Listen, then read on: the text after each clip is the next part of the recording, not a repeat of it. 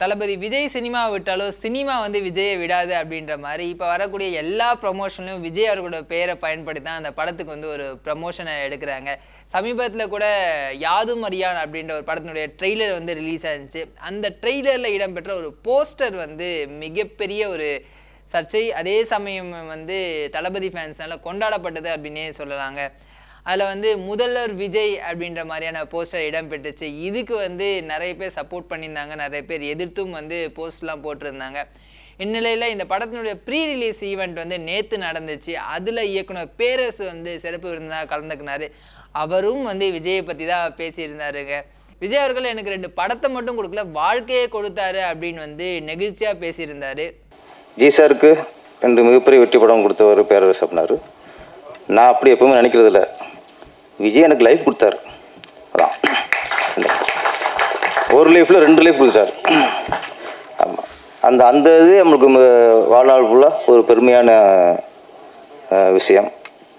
அதை தொடர்ந்து பேசின பேரரசு வந்து இந்த படத்தினுடைய இயக்குனர் கோபி வந்து விஜயோட பெரிய ஃபேன் நினைக்கிறேன். ஏன்னா இங்கே வந்த எல்லாருமே வந்து விஜயோட ஏதோ ஒரு வகையில் அசோசியேட் ஆகிருக்கவங்களை மட்டும்தான் அவர் வந்து கூப்பிட்டுருக்காரு.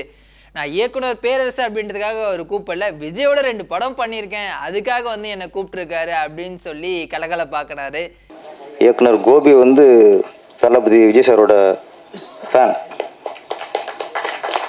அதுதான் சிறப்பு. அதோட பிரதிபலிப்பு தான் இந்த மேடை.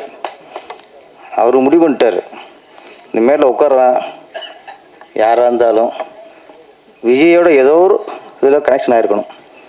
ஒன்று நடிச்சிருக்கணும், இல்லை ஃபைட் மாஸ்டராக இருக்கணும், இல்லை டேஷ் பண்ணியே தொலைஞ்சிருக்கணும். இது என்னையை கூட்டுவது இங்கே வந்து நான் வந்து ஒரு இயக்குனர் பேரரசு, இயக்குனர் சங்க பொதுச் செயலாளர் அதெல்லாம் இல்லை. விஜயை வச்சு டேரக்ட் பண்ணது யார் தேடுங்க இருக்காப்புல. இந்த பேரரசுன்னு ஒருத்தர் இருக்கார், கூப்பிடுங்க போதும். 2 படம் பண்ணியிருக்காரு, அது போதும் கூப்பிடுங்க. இதுதான் இன்றைக்கி நான் இங்கே சிறப்பு விருந்தினர் இல்லை, விஜய் வச்சு 2 படம் பண்ண அந்த ஒரு தகுதி தான் எனக்கு.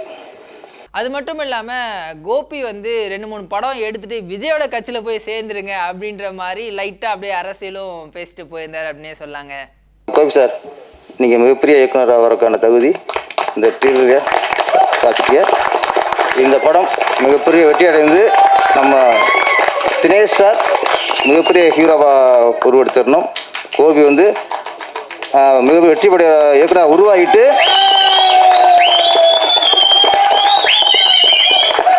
பெரிய வெற்றியை கொடுத்துட்டு விஜய் கட்சியில் இணைஞ்சிடணும். ஏடா விஜய் பற்றியே போயிட்டுருக்கு அப்படின்னு பார்த்தோம் அப்படின்னா அப்புறம் ஹீரோவை பற்றி பேச வந்தார். அந்த ட்ரெய்லரில் வந்து ஒரு பெட்ரூம் சீன் இருக்குங்க, அதை வந்து ஹீரோ வாழ்ந்து இருக்காரு அப்படின்னு வந்து அவர் சொன்ன விதம் வந்து அரங்கத்தில் இருந்தவங்க எல்லாருமே வந்து சிரிப்பலையில் ஆழ்த்துச்சு அப்படின்னு தான் சொல்லணும்.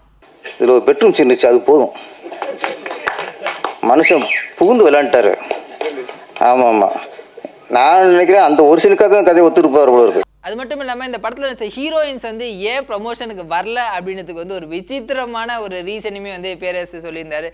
அதுவுமே ரொம்ப ரொம்ப கலகலப்பாக இருந்துச்சு அப்படின்னு தான் சொல்லணும். ஹீரோயின் ஏன் வரலன்னா அது மலை மலையில உட்காரல சிக்கலை, இன்னும் அந்த மூட்லேருந்து மாறாமல் இருப்பாரோ அப்படிங்கிற ஒரு பயம், நமக்கும் பயம் இருக்குல்ல. அதில் பத்திரிக்கையாளர்ன்ட்டு ஒரு ஹீரோவாக இருக்காரு நான் சாதாரண நினச்சிட்டேன். சார் நான் எதுக்கு சொல்ல, உங்களோட ரியாக்ஷன் எல்லா லவ் சீனும் சரி, அந்த சீரியஸ் சீனும் சரி, ஒரு சிறந்த நடிகராக வந்து வந்திருக்கு. கண்டிப்பாக இந்த படத்துக்கு அப்புறம் நீங்கள் அந்த பத்திரிக்கையாளன் அதெல்லாம் ஓரம் கட்டிட்டு முழு நேர நடிகராயிருங்க.